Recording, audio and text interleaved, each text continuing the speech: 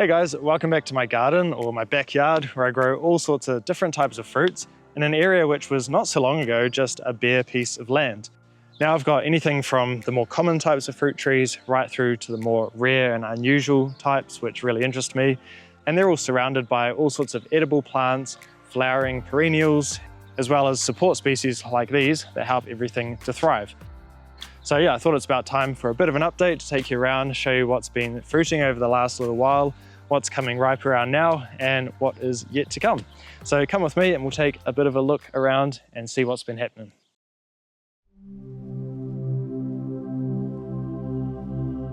So to start off with, if we go back just a couple of months into the early spring, we had the Loquats all starting to fruit.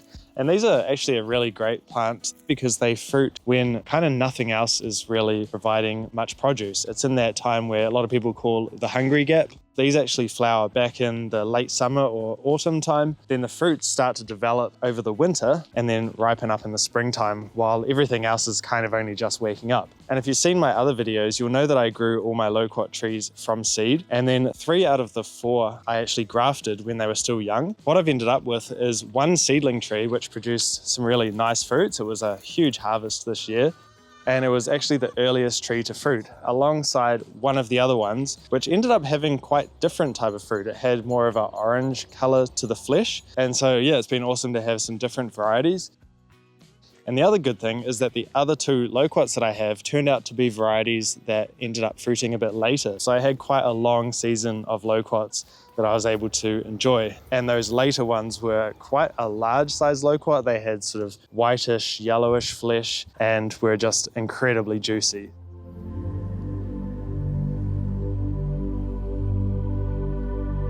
Not long after that, I had this amazing nectarine tree that was covered in fruits.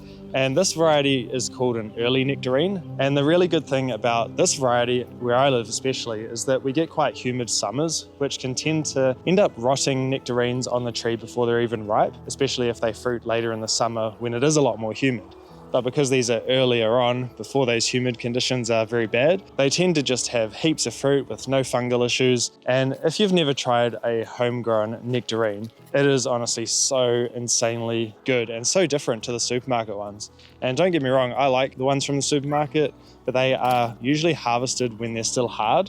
And so even when they ripen up, the flavor is a lot more bland, way less sweet than one that's tree ripened. So yeah, if you ever get a chance to try a tree ripened nectarine, it is just honestly so much more flavor, so much more sweetness. And when I bite into these, honestly, I feel a bit like Jake Sully from Avatar when he first arrives at Pandora and he bites into that fruit. Oh, it kind of reminds me of that. Delicious. After that, in the early summer, I started to have these apricots that were ripening. And this is the best harvest I've had from this tree so far. And I think it's just going to get better and better in further years. But the variety is called Golden Nugget. And man, these were so good. And many of you guys will know that I don't really like the fuzz on peach skin and even apricots. Whereas the good thing about these is that they have almost none of that. So I could just eat them straight away without getting any goosebumps on my skin or anything like that. And yeah, they were just such a nice fruit. I just remember climbing up the ladder, being up the tree and amongst all these apricots, just thinking like, wow, I'm so glad that, Kalem 5 years ago decided to plant this apricot tree because it just keeps paying off year after year, and things just get better and better with time when it comes to growing fruit trees. So it's so cool seeing every year more and more things come to fruition, and I can just appreciate it.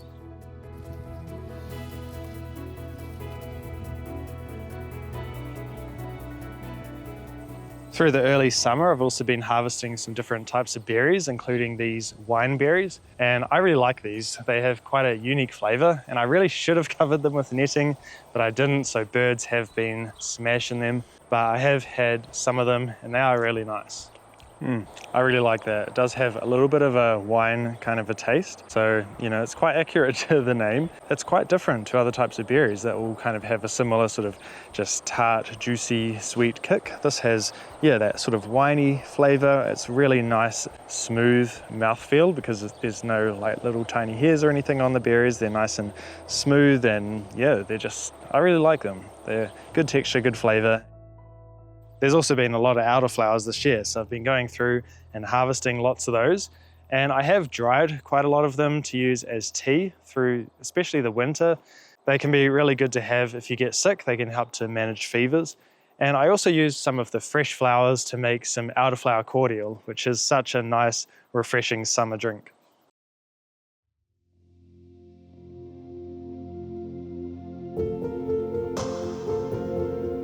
Now that we're in midsummer, all of those elderflowers that I didn't harvest have turned into these beautiful dark purple berries. And so I can go through and pick these. And I just go through, place them in a basket and just freeze them on the stems. And then a couple of days later, I'll take them out. And because they're frozen, it makes it a lot easier to get the fruits off the stems. And then I can just freeze them into a smaller container.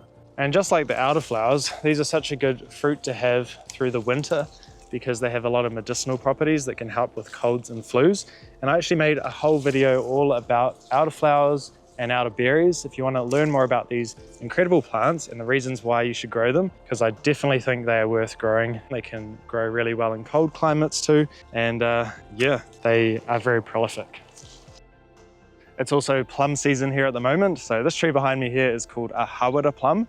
It has these large dark red fruits on it. And there's a bit of an interesting story about this variety. It was one that was actually found growing just on the side of the road down in Hawara here in New Zealand actually. So someone probably just threw a seed out their window as they were driving along and it turned into a really nice plum tree. So yeah, it's a bit of an example of don't necessarily let someone tell you you can't grow a fruit from a seed. And obviously it depends on what type of fruit and all of that. And with plums, you know, they often cross-pollinate with other varieties. And so the seed that you grow may be a little bit different to what the original fruit was. But in this case, it ended up being a really nice tasting fruit. So let's give it a try. This is a little bit of a smaller one, but let's have a look.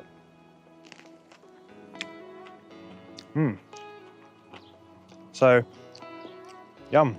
It has a good mixture of sweetness and tartness and a really beautiful red flesh, as you can see. Have a look at these large juicy plums as well. These are Louisa plums from this tree here behind me. And these are almost like mango shaped. They're really cool looking plums. They're huge as well.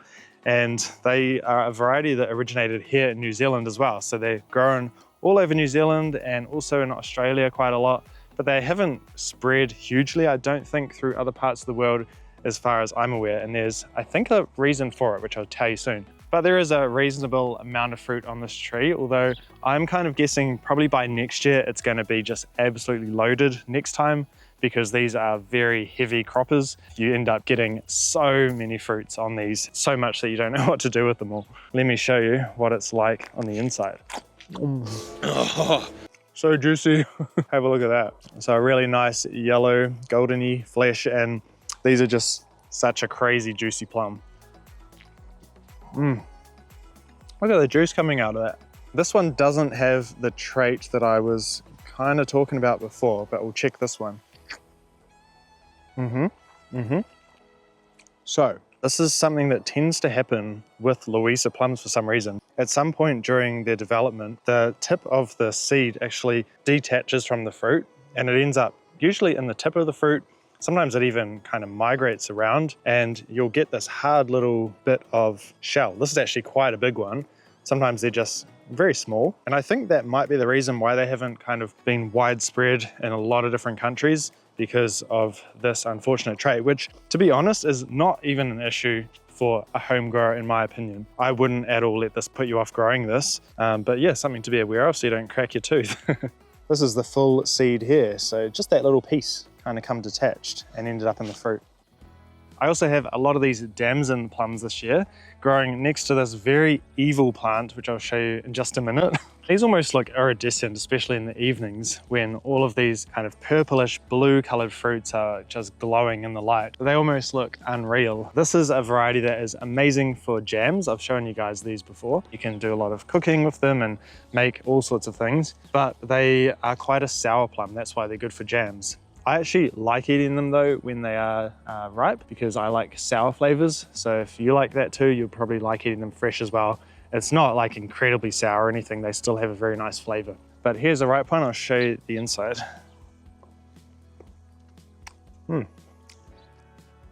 There we go. Kind of an orange colored flesh. And yeah, definitely has a good tang. All right, here is this evil plant that I mentioned, and I'm growing it because it produces fruit, but I've decided finally, that I'm going to get rid of it. So I thought I may as well show you before I do that, because I will probably not be growing this again. Its common name is Keriberry, at least that's what I know it is. And the leaves almost remind me of an orange berry, if you've seen those ones that grow as a ground cover that almost never fruit. But this is, yeah, almost like a large version of that. And I reckon the leaves look really cool from the top side. That's one of the reasons I like growing them, because, you know, I like growing the unusual stuff. But look at this, the bottom of the leaf even, and all of the stems of this is just absolutely razor sharp, especially if I ride past here on the mower and a bit catches my arm and it leaves scratches on you. The scratches end up raised for like a day. They do have actually very nice flowers. It's one thing they have going for them. These beautiful little pink flowers, and then those turn into nice little berries that are a bit like blackberries really. But yeah, for me, I would just rather have something else growing in this spot. And I have kept it here because I can mow around it, and so it's not going to spread, because they would just keep spreading underground, getting larger and larger and taking over. But yeah, it's taken over enough. So unfortunately, this is a plant that will probably be getting removed. I'm so sorry, plant, for saying that in front of you, but I'm not too sure how yet. So wish me luck with that one. Guys, I just saw this Cape gooseberry and you'll never believe what I just found. So we'll pick this one and this one here, which is crazy. All right, let's take a closer look. Okay, so we'll start with this one so you can see what they usually look like, which is this beautiful golden fruit nestled inside a husk. And now let's check out this one. Oh my gosh. 2 Cape gooseberries in the one husk. Twins! That is so crazy. As you can see, there's only one stem and then, yeah, 2 fruits. So strange. Have you ever seen that before? I've grown so many Cape gooseberries and I have never once come across twins like this. So weird. Let's give them a taste. It actually feels like a bit of a castration. Oh my gosh, they're stuck on there. Oh. There we go.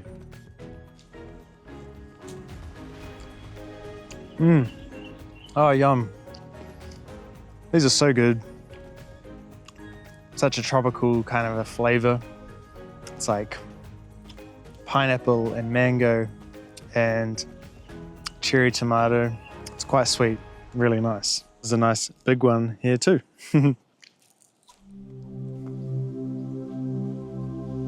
I remember a few years ago I showed you guys this Cherimoya tree, and it was a grafted one that I bought from a nursery. And when I showed you, I was telling you that we had just gone through winter, it had fully died to the base, and I thought it was dead. But turns out just the graft died, and then from the base, it grew back. So I guess it's just a rootstock Cherimoya, but it is flowering now for the first time, and it's looking like a really beautiful, lush tree that feels so kind of tropical standing under here. And yeah, it's nice to see those flowers. So fingers crossed it will turn into some fruits, we will see, but I will keep you updated. Speaking of subtropical fruits, have a look at these. These are all my Tamarillos, and again, just like last year, they are just absolutely loaded with fruits. And last year I was so stoked to get such an enormous and amazing harvest from them. So yeah, it turns out that they are doing it all over again, which I'm so stoked about.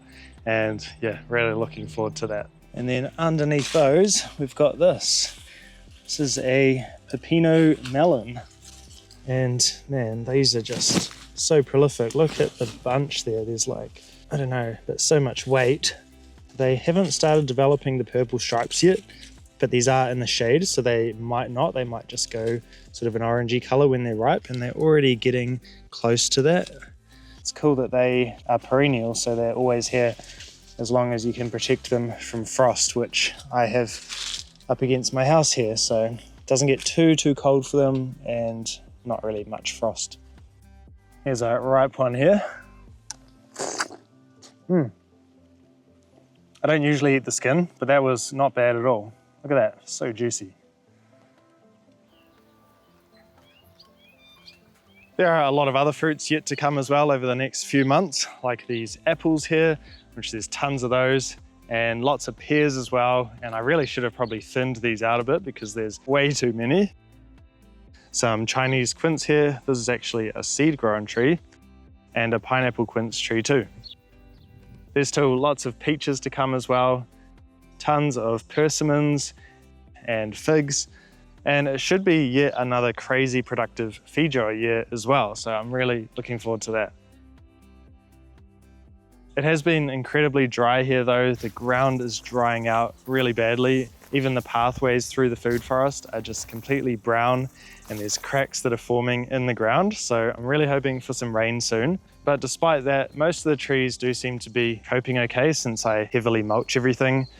And there is a lot more that I could show you in here, like Sichuan peppers and cherry guavas, plus some other rare fruits that are flowering too, which is exciting.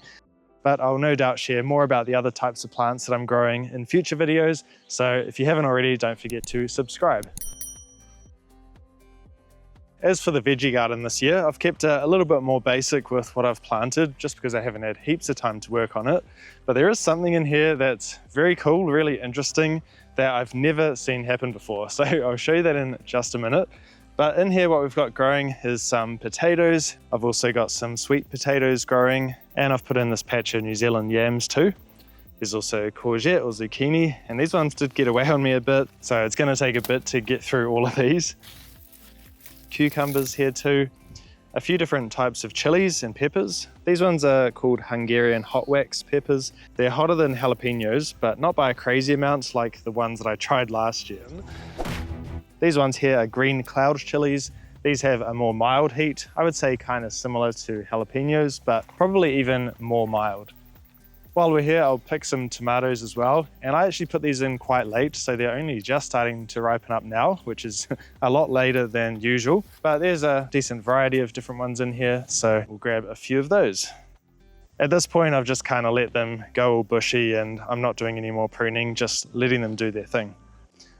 Let's pick this kohlrabi too. It's gotten pretty big. Hopefully it hasn't gone too far. It should still be nice enough to eat. Unlike this big beast over here, which I decided just to leave in because it got away on me and it's gotten so huge. Once they get to this size, they're no good to eat. They're kind of woody and really tough. And so I'm really curious to see what happens with their life cycle. So I'm going to leave them in. But this is the one over here that I wanted to show you. This one is also massive. It's a green kohlrabi, but out the top, you can see that there's all these mini kohlrabis growing out of it. And I've never seen this before. I don't know if any of you guys have, or if it's a normal-ish thing or not, but yeah, this is super interesting. But I reckon you could probably just pick off, some of these kohlrabis, these ones that are freshly grown, and eat them, because since they're just young and fresh, I reckon they would be really nice and tender and good to eat. So yeah, really interesting. And I've kind of grown a little bit attached to these big fellas. Perhaps we need a name for these two that we're keeping. So leave your name suggestions below. There's a few more things growing in this veggie garden too, as well as some different flowering plants that I put in for the insects to enjoy. And lots of sweet corn. So this one here I just noticed is looking like it is ready to pick. You can tell because the silks coming up the top have gone dry, and they could go probably a little bit further, but we'll pick it anyway. There we go. And the thing with growing your own corn, why I reckon it is so worth it, is because although it's very cheap at the supermarket at the time when it's in season, growing it yourself, if you have the space to do so, is so much tastier. And that's because as soon as a corn cob is harvested, the sugars that are in it actually start to turn to starch. And that means that it will become tougher with time and will also become less sweet. Some people even swear by putting a pot of hot water on the stove top, getting that boiling, and then running out, grabbing a corn cob off the plant, and then racing back in, chucking it in the pot. Because, the sooner you do it, the sweeter it's going to be. I don't know if it's that exaggerated. Maybe that's just for lols. You can even eat them raw if you wanted to, but let's have a little look. Oh, yes, delicious. And yeah, definitely it still could have had a bit longer, to be honest, because they weren't fully dry, but I wanted to pick one today. So, oh my gosh. Beautiful, so good. And yeah, definitely could have, you know, swelled up a bit more, gone a bit more yellowy, but it will still be really tasty, I'm sure. Still good. And I'll cook this up, but even just like that, it's so delicious. And the other good thing, of course, about growing your own is that you know exactly what's gone into it. You can grow them organically. You don't have to spray them with God knows what compared to what they do if you buy the commercial ones. You know what, I think I've changed my mind. I'm not even sure this is gonna make it to the pot because it's so good just eating it fresh like this. Maybe because it's immature, it's like even more tender, but it's so yum. Ooh, blueberries. Guys, I was just picking these Cape gooseberries to take to Big Boy, and I just found 2 more of these double ones. Look at that. Isn't that so weird? I don't know what's going on. Maybe it's not as rare as I thought, but I've never come across this before, so very strange. Maybe I got lucky, but these are some overachieving fruits. Oh, delicious. You're so beautiful. Here you go. Just had to find a shady spot, but I have some sad news to share with you guys. And if you follow me on Instagram, you might already know. But basically, baby boy, who was Big Boy's brother, passed away a few months ago, back in November. What happened is I just came out one day and he was randomly limping. I didn't know why. And by the following day, he was looking really ill and wasn't able to use his legs at all. And so got the vets in and also consulted with some avian specialists, and we got a treatment plan going with a bunch of different medications and probiotics, and basically I was having to force feed him every day as well because he wasn't eating at that point. And this went on for quite some time as that treatment plan kind of continued with his antibiotics and everything that he was on. And I really tried everything that I could to get him to a better place. And during that time, he did get a bit better in himself. He perked up quite a bit. But unfortunately, he still wasn't able to stand or walk on his legs at all. So eventually got him an X-ray, which was one of the last things to do because it's quite dangerous to put an older bird under anesthetic. But that was kind of a last resort thing by that point. And it did show that he had septic arthritis in multiple joints in both of his legs. And although the full treatment plan that he was on would have usually addressed that kind of thing, unfortunately in his case it just didn't, or it wasn't effective. So yeah, the kindest thing at that point was to put him down. And it is quite sad because, you know, we had these guys since they were little eggs.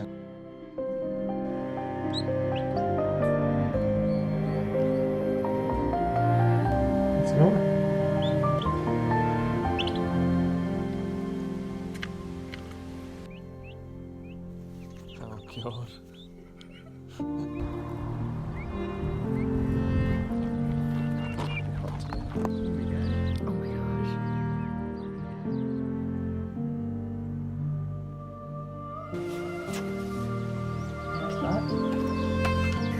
So chill.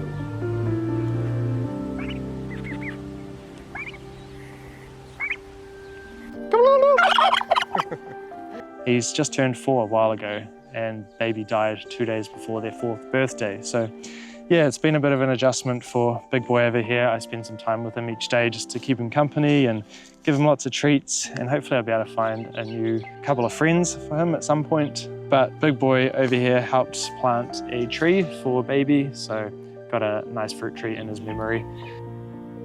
Anyway guys, we are just chilling in the shade for a bit longer, but I hope you guys have an awesome rest of your day. Thanks for joining us, and see you in the next one. Go, go.